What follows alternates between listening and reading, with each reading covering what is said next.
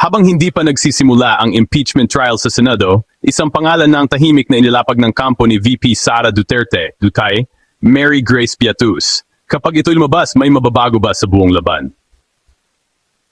This is presented to you by Education 4708. Just proceed to view the full content.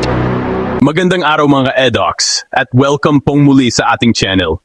Sa mga hindi pa nakapag-subscribe sa channel ko, mag-subscribe na kayo para lagi kayong updated sa ating mga talakayan araw-araw. Kaya tara na, isa sa mga uugong na pangalan noon ang muling lumulutang sa gitna ng umiinit na usapin ng impeachment complaint filed sa Kongreso laban kay Vice President Sara Duterte. Ayon sa mga ulat, nakahanda umanong ilabas ng kampo ni VP Sara ang isang personalidad na nagngangalang Mary Grace Piatus, sakaling umabot sa Senado ang impeachment trial. Pero sino ba si Mary Grace Piatus? At bakit siya mahalaga sa magiging takbo ng impeachment proceedings? Sa kasalukuyan, nananatili pa rin sa Kamara de Representantes ang impeachment complaint laban kay Vice President Sara Duterte. Ngunit, habang hindi pa ito umaabot sa Senado, tila naghahanda na ang depensa ng Vice Presidente. Isa sa mga paghahandang ito, ayon sa mga source, ay ang posibleng paglalantad kay Mary Grace Piatus bilang testigo o key personality kapag formal nang sinimulan ang impeachment trial sa Senado. Bagamat wala pang opisyal na detalye kung ano mismo ang papel ni Piatus, malinaw ang mensahe ng kampo ni VP Sara. Hindi sila papasok sa Senado ng walang bala. May hawak silang mga pangalan, dokumento at posibleng testimonya. Bakit ito mahalaga? Sa isang impeachment trial, hindi lang legal na argumento ang naglalaban, reputasyon, kredibilidad at public perception ang nakataya. Kung si Mary Grace Piatus ay may direktang kaalaman sa mga alegasyon o may kakayahang questionin ang motibo ng mga nag-akusa, malaki ang epekto nito sa magiging hatol ng senator judges at sa pananaw ng publiko. Ano ang estilo at estratehiya ng kampo ni VP Sara? Ang maagang pagbanggit sa pangalan ni Mary Grace Piatus ay maaring psychological strategy para guluhin ang kampo ng nag-akusa, babala na may lalabas na kontra-naratibo, o signal na hindi magiging one-sided ang impeachment trial. Sa politika, minsan sapat na ang pangalan para magsimula ang duda at minsan naman sapat na ang testigo para bumagsak ang buong kaso. Sa ngayon, malinaw ang isang bagay. Kung umabot sa Senado ang impeachment ni VP Sara Duterte, hindi lang ito magiging usaping legal, kundi isang all-out political showdown.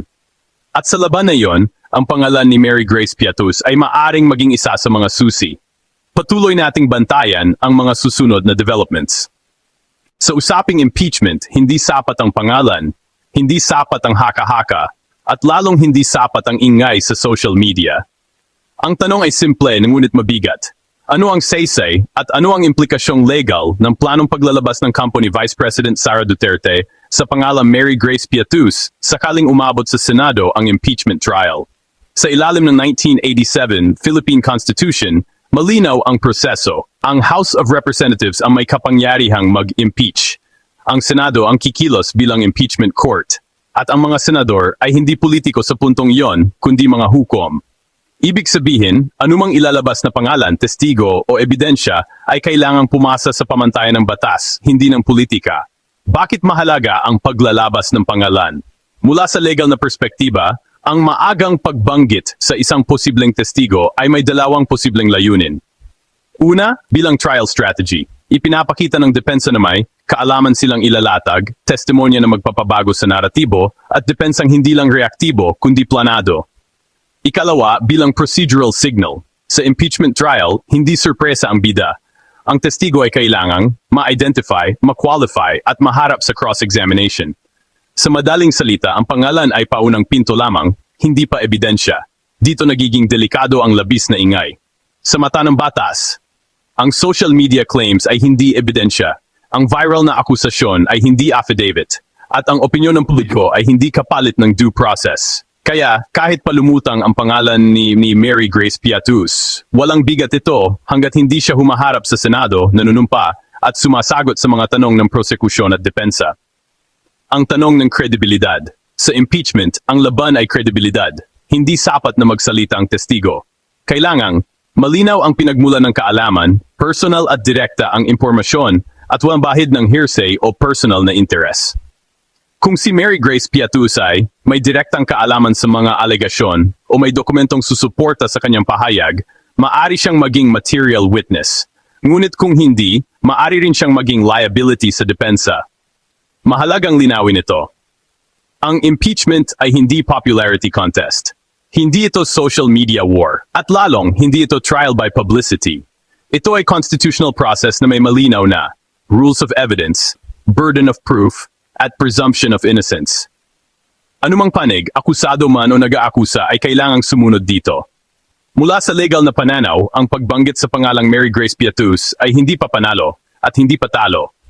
Isa pa lamang itong signal ng paghahanda, paunang galaw sa chessboard ng impeachment, at paalala na ang tunay na laban ay sa Senado, hindi sa headline. Sa huli, hindi pangalan ang magpapasya, kundi katotohanan mapapatunayan sa ilalim ng panunumpa. Sa tingin mo, bakit ngayon pa lang inilalabas ng kampo ni VP Sara ang pangalang Mary Grace Piatus?